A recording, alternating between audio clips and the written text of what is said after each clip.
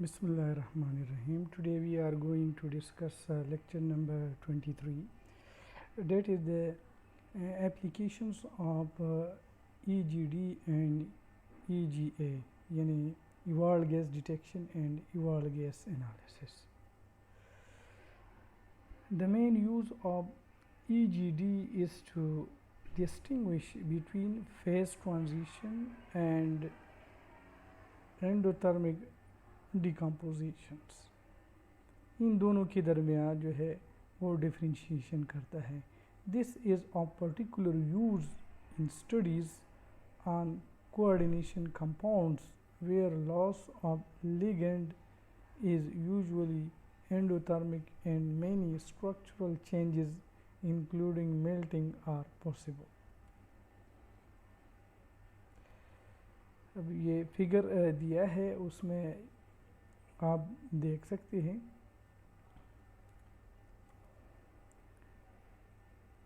in figure 10.6a EGD curves usually using a thermal conductivity detector with and without a preceding liquid air trap and recorded simultaneously with the DSC trace are shown for decomposition of nickel oxalate dihydrate.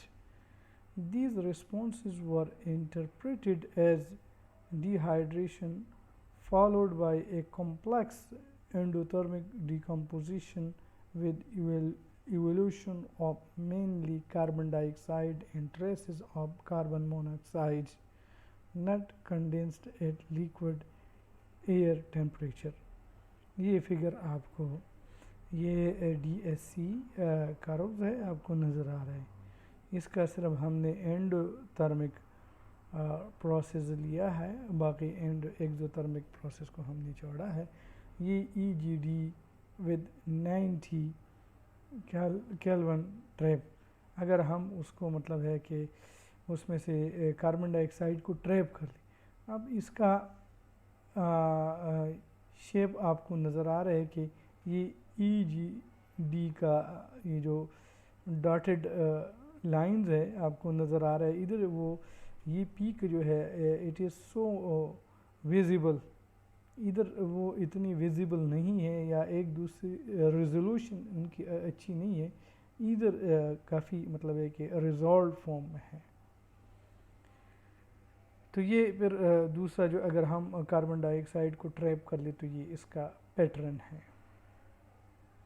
Figure 10.6 EGA coupled with the DSC used in the study of the decomposition of metal carboxylate. A number जो है वो है EGD for nickel oxalate dihydrate.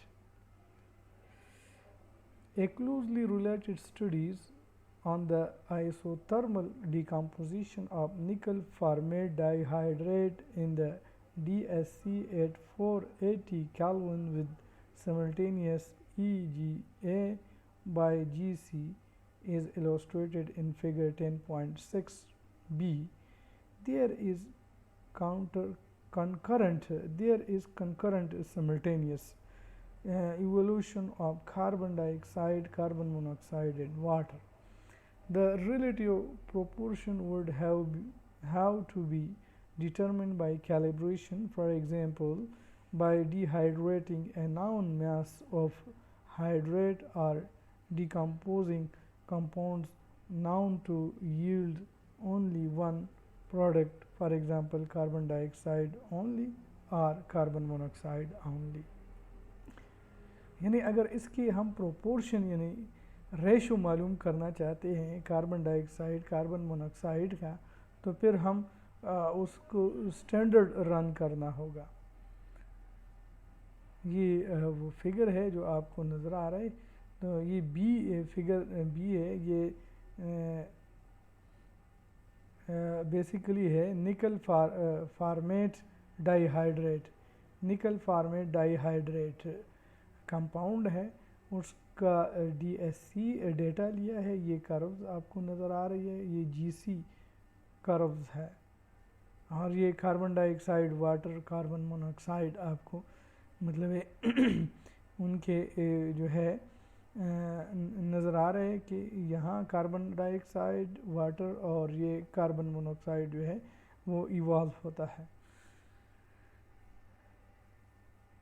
Schmidt and Filch use TG and DTA coupled with mass spectrometry to study the thermal composition of hydrated copper 2 and cobalt 2 tartrates.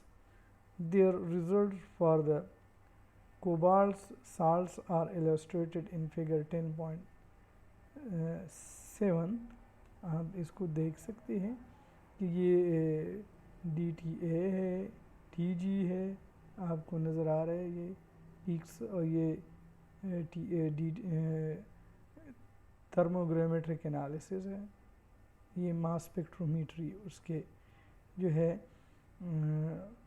हर एक की peaks नज़र आ रहे हैं। Water का ये इधर सेपरेट हुआ है, ये कार्बन डाइऑक्साइड है, आयन है, ये हाइड्रोनियम आयन है ये।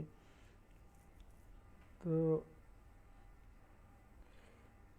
the mass to charge traces ratio, traces of the strongest signals are shown and the initial endothermic process is clearly identified as dehydration only, while the higher temperature endothermic decomposition of the tartrate group give rise to several fragments as shown.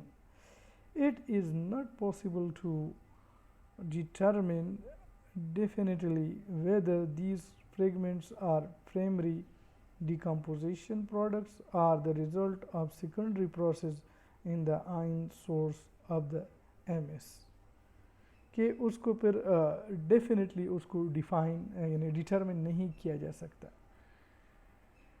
The DTA and EGA curves for copper sulfate pentahydrate using non-dispersive infrared analyzer for water and sulfur dioxide are shown in figure 10.8.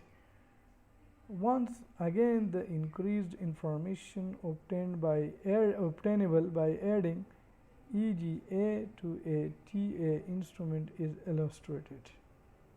ये figure है, आपको नज़र आ रहे हैं DTA, EGA of copper sulfate pentahydrate using non-dispersive infrared analyzer for analysis of water and sulfur.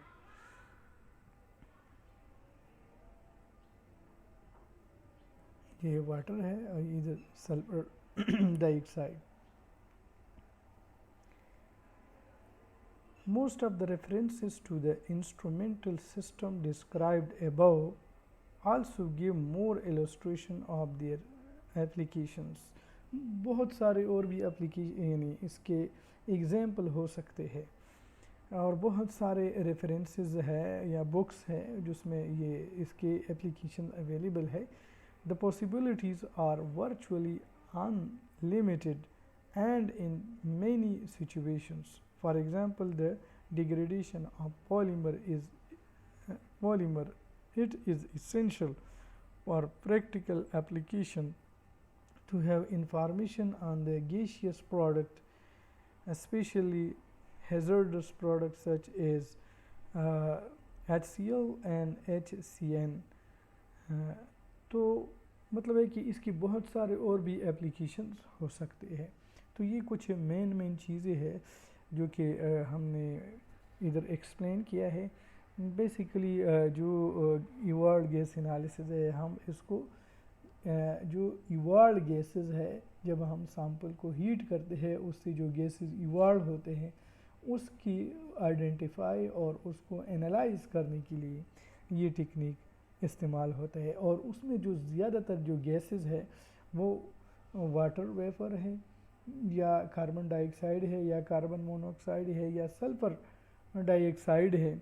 तो ये कुछ ऐसे गैसेस हैं जिसको हम इजीली आइडेंटिफाई कर सकते हैं। और इसी तरह जो हाइड्रोजन साइनाइड गैस है या HCl चूँकि गैसियस फॉर्म में होता है तो उसको जो है हम एनालाइज कर सकते हैं। तो ये आज का कुछ मेन या silent application of evolved gas detection and evolved gas analysis के थे। There are different books and they have explained many applications of the evolved gas detection and evolved gas analysis. So you can study more and more books. Thanks a lot for your patience.